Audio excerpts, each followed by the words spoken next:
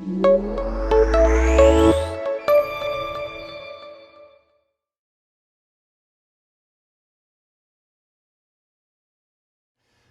Andy here from Body Fit Health Club, and today I want to bring you part one of a two-part series on breathing technique.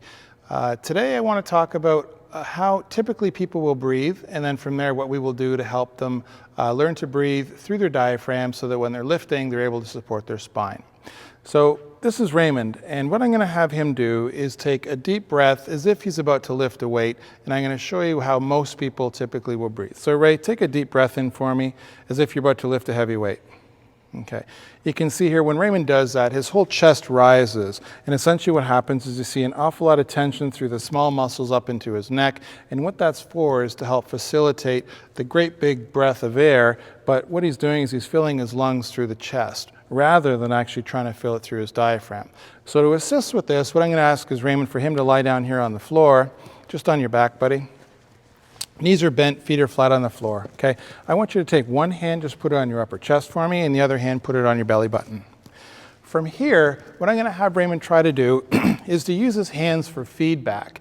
And what I want you to do, Ray, is I want you to try and draw the air in so that your hand on your chest doesn't rise and the hand on your belly does rise. Can you try that?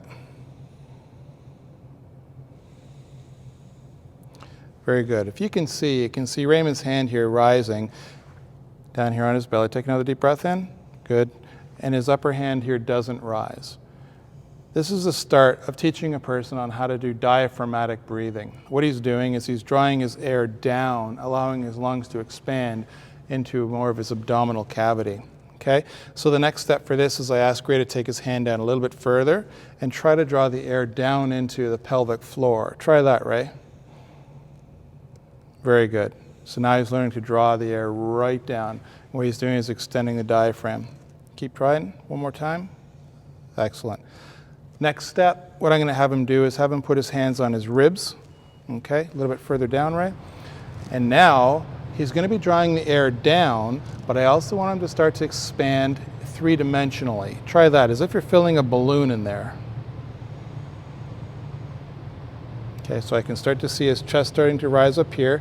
Try to keep the air down here, and you can expand your ribs out down there.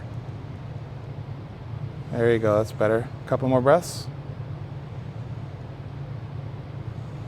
Okay, that's great. This is actually quite hard to do. For a lot of people who are typically chest breathers or apical breathers, in order for them to start doing this, it almost starts to shake on them, and it's actually quite challenging to do.